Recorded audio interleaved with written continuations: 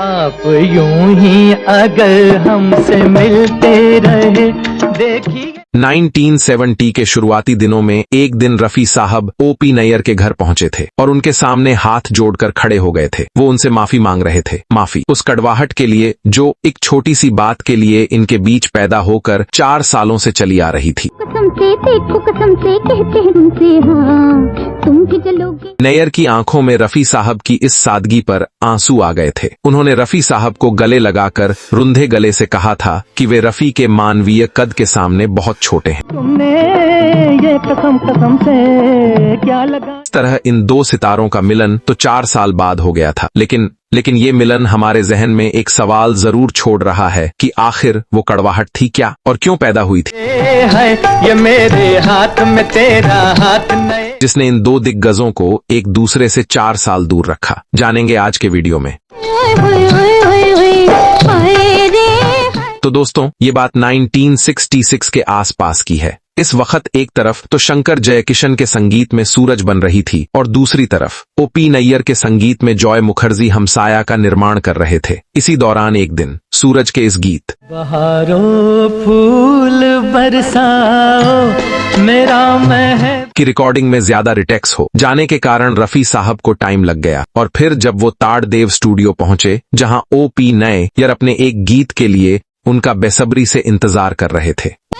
लाल हाथ में रेशम का रुमाल हो। ओपी नैयर का मूड खराब था क्योंकि वो अपने उसूलों से समझौता न करने वाले लोगों में से थे। गोरे गोरे गाल गाल पे उलझे बाल होते। रफी साहब अगर किसी और वजह से लेट हुए होते तो शायद ओपी नैयर उनसे इतना ज्यादा नाराज होते भी नहीं, लेकिन जब देरी के बारे में पूछने पर रफी साहब ने उनसे सच बोल दिया कि शंकर जयकिशन की रिकॉर्डिंग में देर हो गई, तो ओपी नैयर को ये अपना अपमान महसूस हुआ। पहला प्यार भर के आंखों में खुमार जादू। और उन्होंने रफी साहब से साफ कह दिया कि जाइए, अब मुझे आपकी जरूरत नहीं। रफी साहब ने उनसे कहा कि सारा संगीत तैयार है तो वो गीत रिकॉर्ड कर लेते हैं जो आज रिकॉर्ड होना है, फिर उसके बाद हम साथ काम नहीं करेंगे, क्योंकि रफी साहब जॉय मुखर्जी का नुकसान नहीं चाहते थे। बहरहाल गीत रिकॉर्ड हुआ। गीत ये था, दिल की आवाज भी सुन मेरे फसाने पे न। और बिल आखिर ब्लॉकबस्टर भी हुआ। और न सिर्फ ये कि ये गीत ब्लॉकबस्टर हुआ, बल्कि आज तक न सिर्फ रफी साहब के ग्रेट सैड सॉन्ग्स में शामिल है, बल्कि ओपी नैयर के ब्लॉकबस्टर सॉन्ग्स में भी टॉप पर है।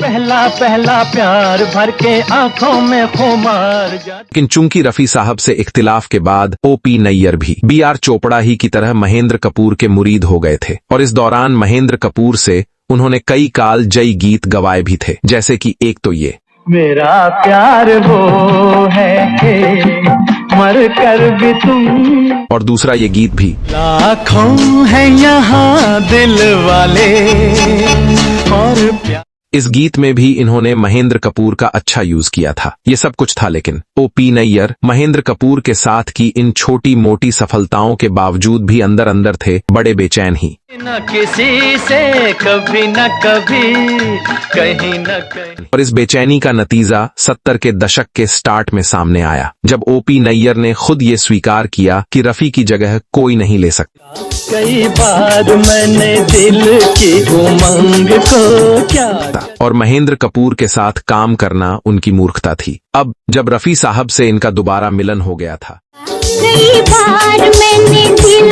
की उमंग को, तो इन्होंने रफी साहब को लेकर फिर अपना पुराना करिश्मा दोहराना चाहा और उनके साथ कई गीत रचे, जैसे कि 1972 की फिल्म एक बार मुस्कुरा दो का ये गीत।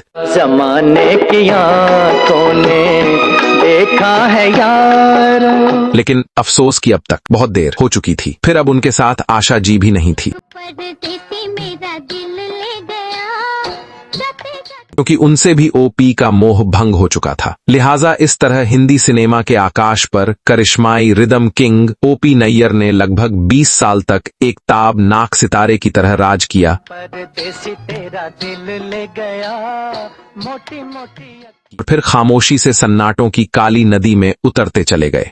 आप यूं ही अगर हमसे मिलते रहे देखिए।